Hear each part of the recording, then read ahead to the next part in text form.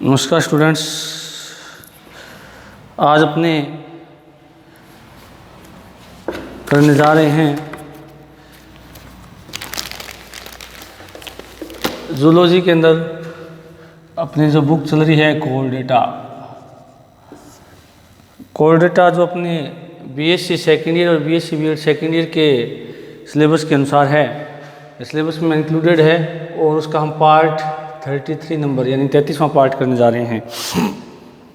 देखिएगा स्टूडेंट्स, अपने जो टॉपिक चल रहा था वो था characters of Mammalia. Characters of Mammalia.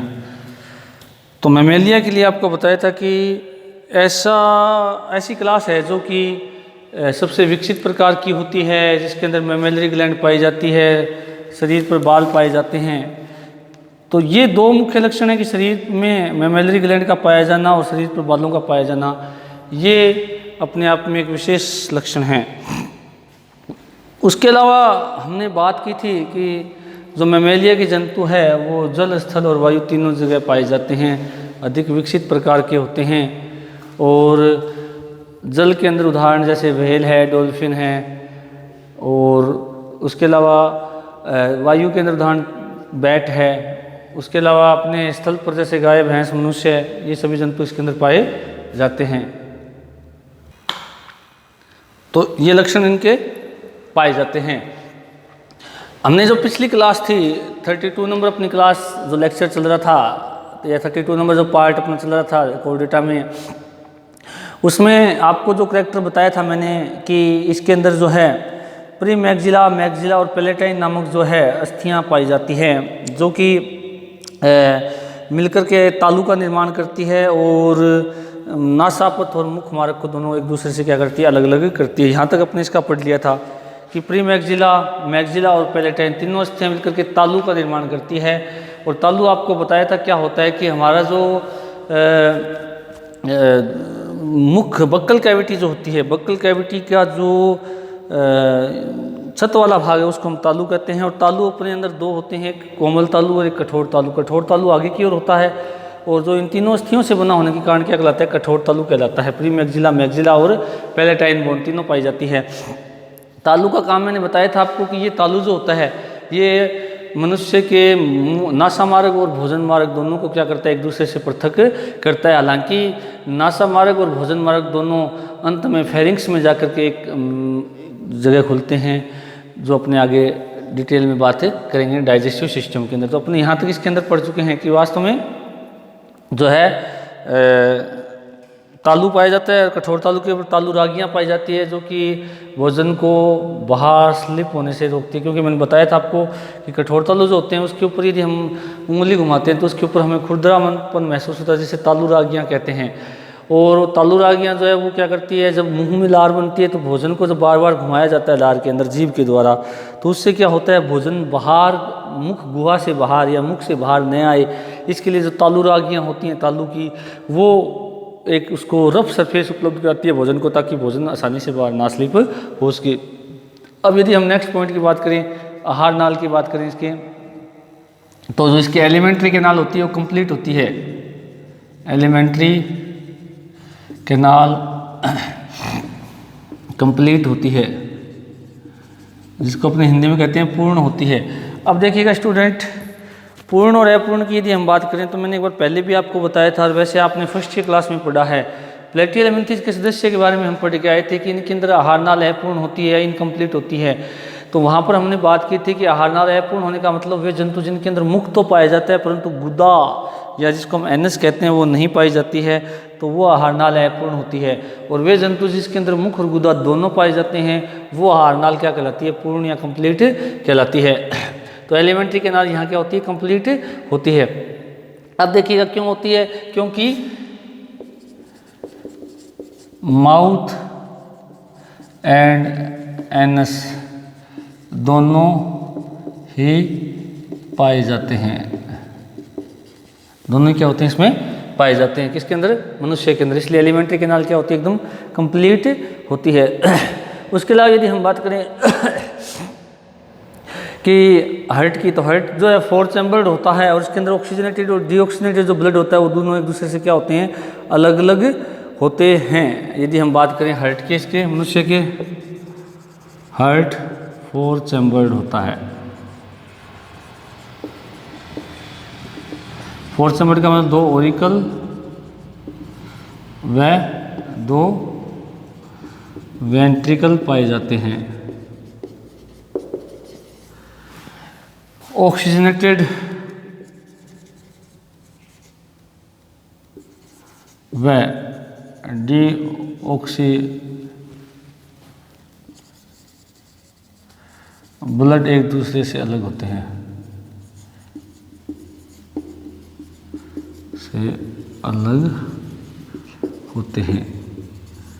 अब देखिएगा स्टूडेंट, आपको पता होना चाहिए मनुष्य का यदि या खरगोश के हार्ट की बात करें, इस प्रकार से होता है अपना। तो ये राइट ऑरिकल, ये राइट वेंट्रिकल, ये लेफ्ट ऑरिकल और ये लेफ्ट वेंट्रिकल, इस तरह से ये पाया जाता है। तो अब देखिएगा स्टूडेंट कि इसके अंदर यदि हम बात करें तो राइट साइड जो होती है, यहाँ ऑक्सीजनेटेड ब्लड होता है, यहाँ डीऑक्सीजनेटेड होता है लेफ्ट साइड के अंदर। तो इसमें क्या होता है, यहाँ पर ऑरिकुलो वेंट्रिकुलर अपर्चर होते हैं, ऑरिकुलो वेंट्रिकुलर अपर्चर होते हैं,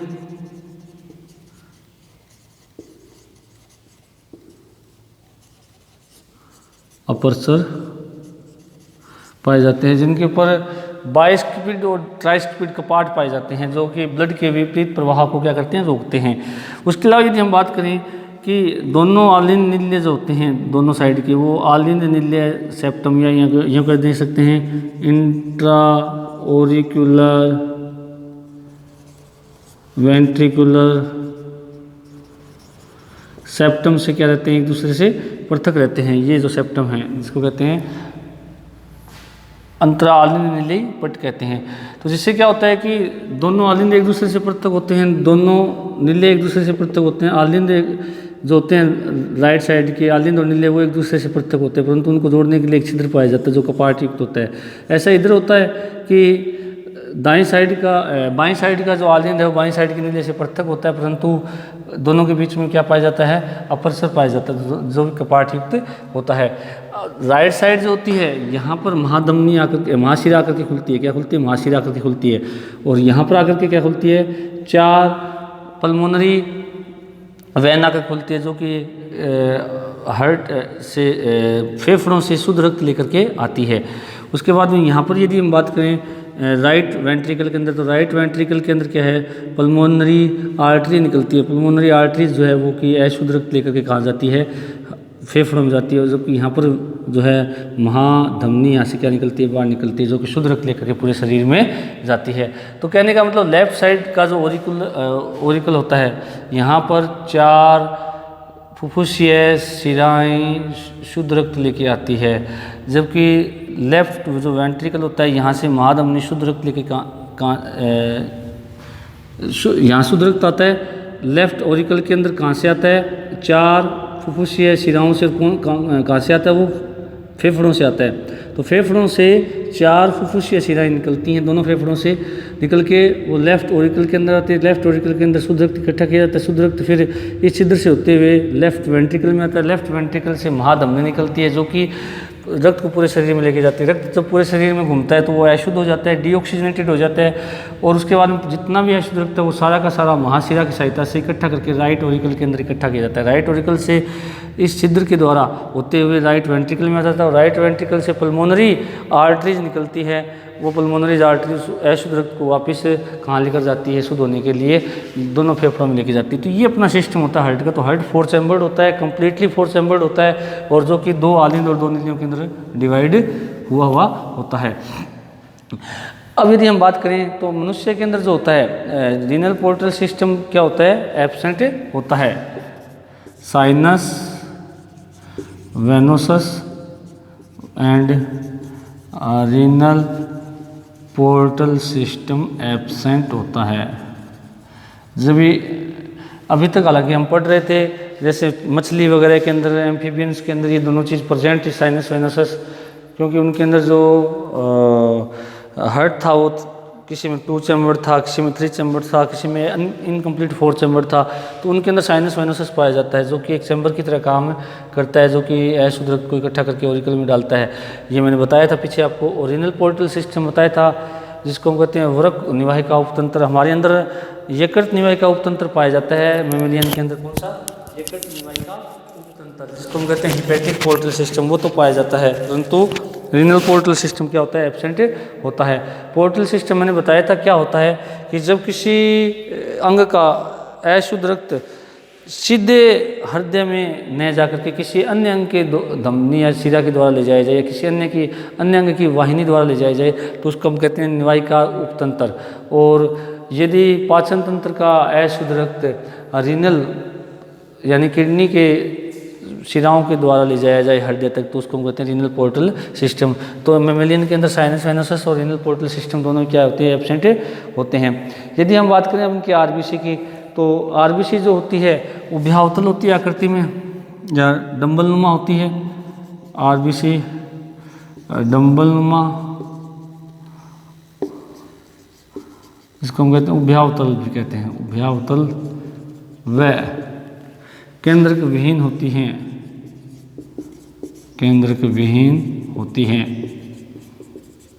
अब आपको बताया था कि केंद्रक विहीन होने का मतलब ये होता है कि इनके अंदर ज़्यादा से ज़्यादा, क्योंकि आरबीसी इस तरह की होती है, वैसे अगर हम देखा जाए डंबल में इस तरह से, उभयवतल जिसको हम कहते हैं यूँ इस तरह से होती है, और इसके अंदर एच भी पाया जाता है, आपको ध्यान होगा। और आरबीसी का पूरा नाम रेड ब्लड सेल होता है, क्योंकि इसके अंदर हीमोग्लोबिन पाए जाने के कारण रक्त का रंग क्या होता है? लाल होता है, इसलिए इनको रेड ब्लड सेल्स कहा जाता है। इसके अंदर न्यूक्लियस एब्सेंट होता है, परंतु कुछ जो कैमिलिडी अपना ग्रुप है मेमेलिया के अंदर, जिसमें ऊँट लामा वगैरह आते हैं, उनकी आरबीसी के अंदर क्या होता है? केंद्रक पाया जाता है। तो ये अपने क्या है? मेमेलिया की आरबीसी की एक विशेषता है। उसके अलावा यदि हम बात करें तो अपने जो है नासापथ बक्कल कैविटी से अलग होता है, परंतु ट्रेकिया का जो मुख गुहा में खुलने वाला भाग है वो क्या होता है? एपिग्लटिस से ढका रहता है, यानी कि मुख मार्ग व नासा मार्ग दोनों अलग होते हैं, पृथक होते हैं।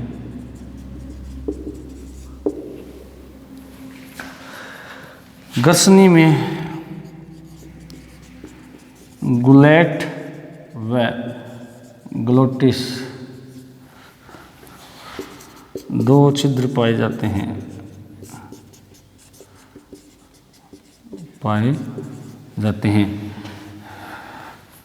गुलेट ओइसोफेगस में खुलता है,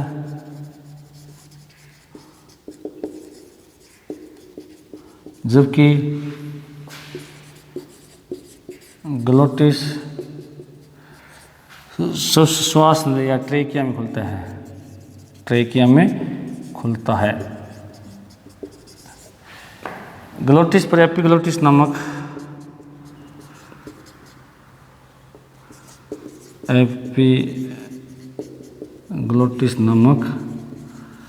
उपास्थल ढक्कन पाया जाता है,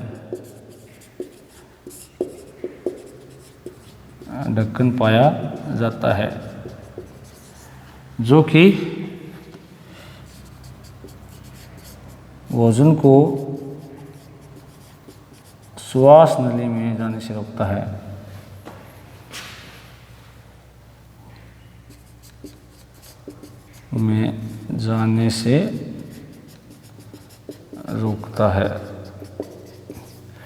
अब देखिएगा स्टूडेंट, यदि हम थोड़ा सा इसको डायग्रामेटिकली देखते हैं तो मैं मनुष्य का ही संदर्भ ले लेता हूँ।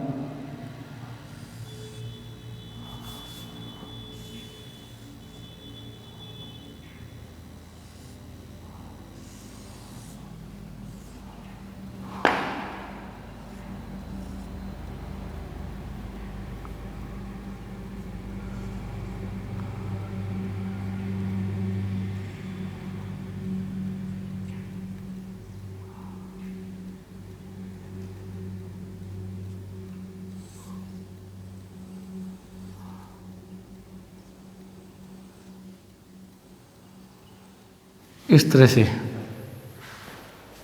देखा जाए तो ये नेजल पथ है, ये बक्कल कैविटी होती है। ये अपना माउथ होता है, ये क्या अपना माउथ है। अब देखिएगा ये अपनी क्या है, ओइसोफेगस, ये क्या अपनी ओइसोफेगस, ये क्या होती है ट्रेकिया, ये भाग क्या कहलाता है फेरिंक्स।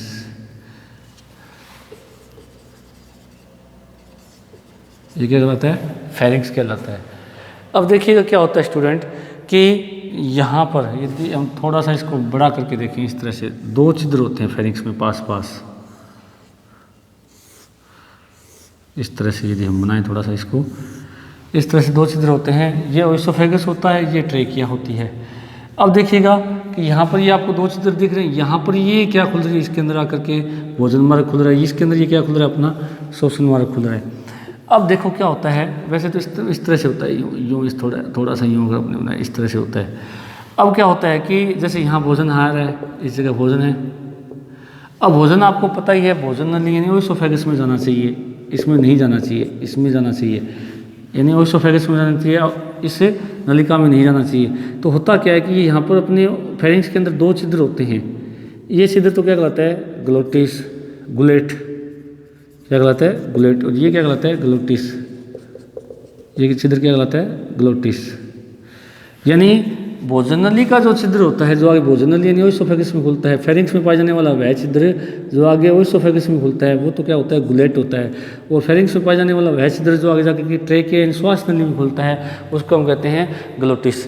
अब देखिएगा स्टूडेंट, आपको पता है जब हम कई बार भोजन करते हैं तो अचानक भोजन करते करते यदि हम भोजन को जल्दी खाते हैं या भोजन को एकदम सांस के साथ अंदर लेते हैं तो कई बार हमें तुरंत खांसी टाइप में होती है, यानी कि स्नीजिंग होने लग जाती है या कफिंग होने लग जाती है। तो क्यों होती है? क्योंकि उस समय क्या होता है कि जो भोजन है अपना वो भोजन नली में नहीं जाकर के कहाँ चला जाता है, श्वास नली में चला जाता है, जिससे क्या होता है कि हमारी जो ट्रेकिया की जो सेल्स हैं वो तुरंत क्या करती है तेज़ी से उसको बाहर निकालते हैं, जिससे हम देखते हैं कि भोजन सांस के साथ तेज़ी से बाहर आकर के गिरता है। तो अपन देख सकते हैं कि यदि भोजन का छोटा कण भी यदि श्वास नली में चला जाए तो जिससे भी हमें समस्या का सामना करना पड़ता है। यदि भोजन का बड़ा कण अगर चला जाए श्वास नली में तो जिससे व्यक्ति की मृत्यु हो सकती है। इसलिए ऐसा नहीं होना चाहिए या ऐसा नहीं होता है। उसका रीज़न क्या है ये देखिएगा। तो फेरिंक्स के अंदर जो भोजन नली का छिद्र है उसको हम कहते हैं गुलेट, और जो श्वास नली का छिद्र होता है उसको क्या कहा जाता है ग्लोटिस कहा जाता है। अब जो भोजन है वो कहाँ जाना चाहिए, ओइसोफेगस यानी भोजन नली में जाना चाहिए, और जो भोजन है वो ग्लोटिस से होते हुए अपने जो ट्रेकिया उसमें नहीं जाना चाहिए। तो क्या हो कि इसके लिए जो ट्रेकिया होती है इसके ऊपर एक पेश या ढक्कन पाया जाता है। क्या पाया जाता है? पेश या ढक्कन पाया जाता है इस तरह से। इस ढक्कन को हम कहते हैं एपिग्लोटिस। इस ढक्कन को क्या कहा जाता है? एपिग्लोटिस कहा जाता है। अब एपिग्लोटिस जो होता है ये एक उपास्थल संयोजित की बनना संरचना होती है, और इसको हम एक शब्द भी यूज करते हैं traffic policeman. Traffic policeman, traffic policeman ये इसके लिए एक शब्द यूज़ होता है, अपनी कई बुक्स में ऐसे दिया जाता है, पीएमटी लेवल का क्वेश्चन है। तो ये शब्द किसके लिए यूज़ होता है? इसे एपिग्लोटिस के लिए। क्यों होता है कि जैसे भोजन आया आपने फेरिंक्स के अंदर, तो फेरिंक्स के अंदर आया जो भोजन है वो कहाँ जाना चाहिए? गुलेट से होते हुए कहाँ जाना चाहिए? ओइसोफेगस में जाना चाहिए, इसमें जाना चाहिए, यहाँ आना चाहिए।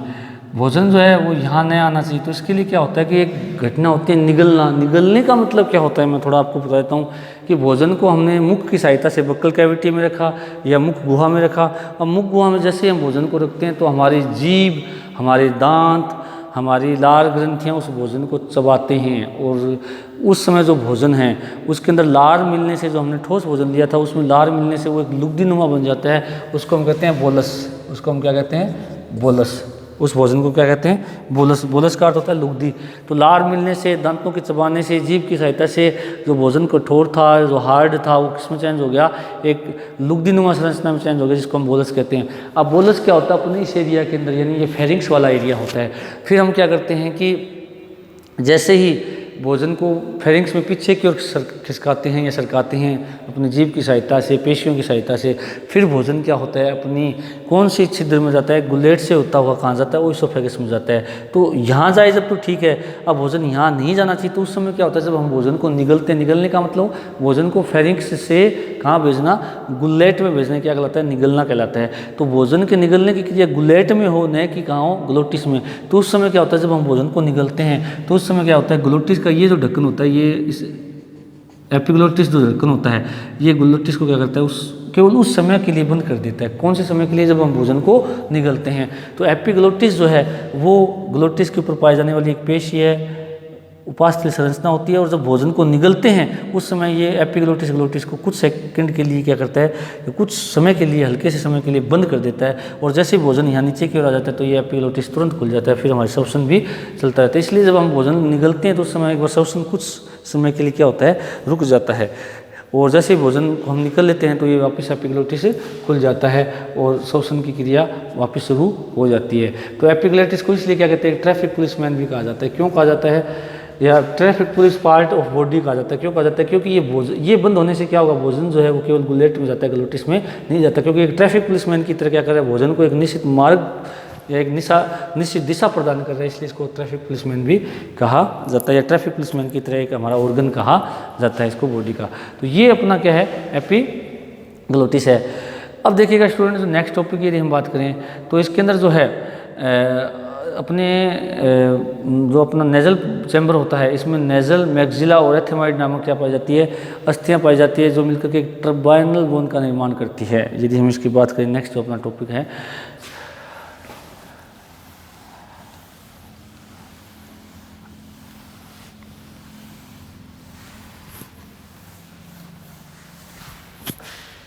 नेसल पथ के अंदर क्या होती है, ट्रबाइनल बोन पाई जाती है, जिससे भोजन के हमारा नस हमारा क्या है, अस्थिल हो जाता है, सर्पिलाकार हो जाता है।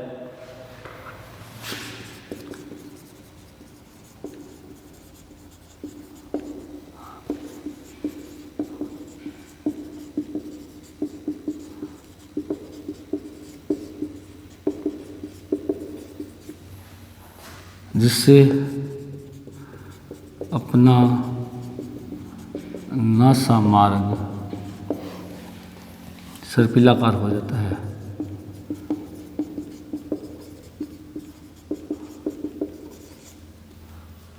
इससे वायु के साथ आए जीवाणु, धूल के कण नस मार्ग में रुक जाते हैं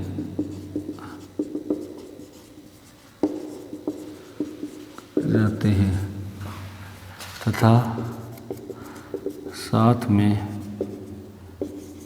भारी वायु का ताप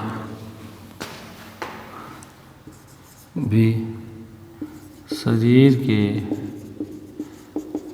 ताप के अनुसार हो जाता है। अब देखिएगा, ट्रबाइनल बोन अपनी नासा मार्ग के अंदर पाई जाती है। जैसे अपनी नाक का यदि हम डायग्राम में इस तरह से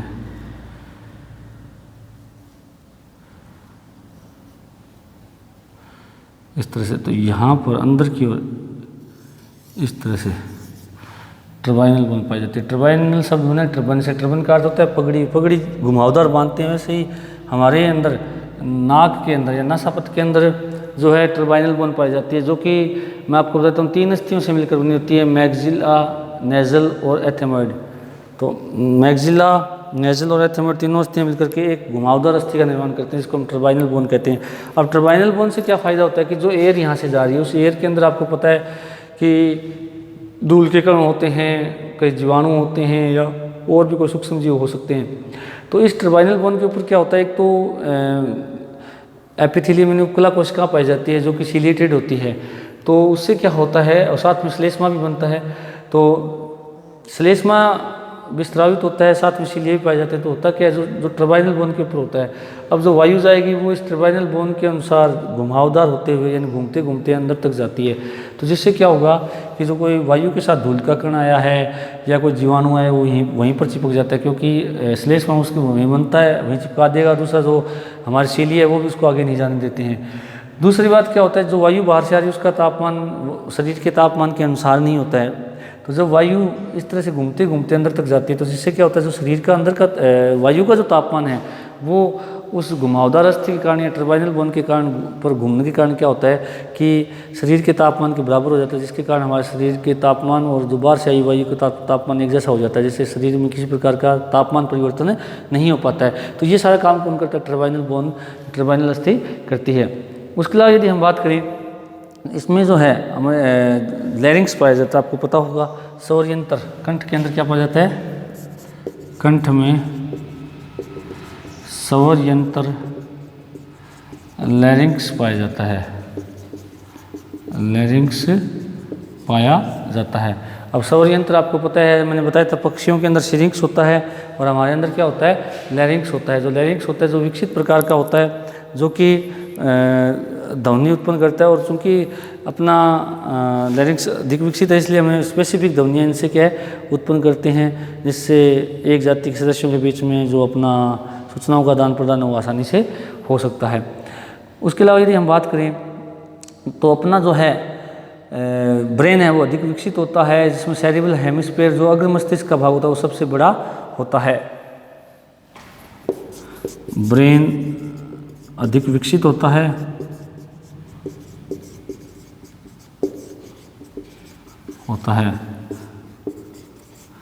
सेरिब्रल हेमिस्फीयर अधिक विकसित होते हैं, अधिक बड़े व विकसित होते हैं, विकसित होते हैं। अब देखिएगा अग्र मस्तिष्क का सबसे बड़ा भाग होता है कौन सा, सेरिब्रल हेमिस्फीयर, दो होते हैं ये। और जो अपने ये एरिया होता है, जो सिर का ऊपर का भाग होता है, इस एरिया के अंदर आधा पार्ट लेफ्ट का और आधा पार्ट राइट का। तो दो बड़ी संरचनाएं लगभग अग्र मस्तिष्क का 80% भाग बनाते हैं, कौन, सेरिब्रल हेमिस्फीयर, जिनको प्रमस्तिष्क गोलार्ध बोलते हैं, हिंदी में हम क्या बोलते हैं, प्रमस्तिष्क गोलार्ध। वो दो पाए जाते हैं, तो दोनों पाए जाते हैं, एक लेफ्ट में होता है एक राइट में होता है। और दोनों हेमिस्फीयर कार्पस कैलोसम से आपस में जुड़े रहते हैं, कैलोसम नामक संरचना द्वारा आपस में जुड़े रहते हैं,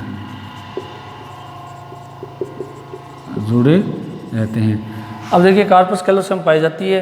अब मैं आपको बता दूं, जो मार्सुपियल्स और मोनोट्रिम्स हैं, मोनोट्रिम्स ट्रिमेट्स जो हैं, उनके अंदर क्या होते हैं कि कार्पस जो कैलोसम है वो क्या होता है, एब्सेंट होता है। ये मैं थोड़ा अपवाद लिख देता हूँ, परंतु ये एक विशेष क्वेश्चन है जो बनता है। परंतु मोनोट्रिम्स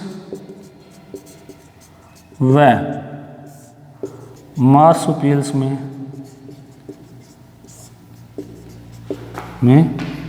कार्पस कैलोसम एब्सेंट होता है, अनुपस्थित होता है। कार्पस कैलोसम का काम क्या है, दोनों हेमिस्फीयर को आपस में क्या करना, जोड़ने का काम करते हैं। और ये मस्तिष्क का सबसे बड़ा भाग होते हैं, सेरिब्रल हेमिस्फीयर 80% तक भाग बनाते हैं। और जो मस्तिष्क को जब हम देखते हैं तो अपने जो सबसे बड़ा भाग है वो कौन सा देखते हैं, सेरिब्रल हेमिस्फीयर। दो अर्ध गोलार्ध होते हैं, एक लेफ्ट में होता है एक राइट में। तो इस प्रकार से उन्होंने अपने जो 33वां पार्ट है उसके अंदर अपने मेमेलियंस के जो कुछ करैक्टर और देखें आज। उसके बाद में जो नेक्स्ट पार्ट है उसके अंदर भी अपने मेमेलिया जो क्लास है वो एक बार जारी रहेगी। Thank you.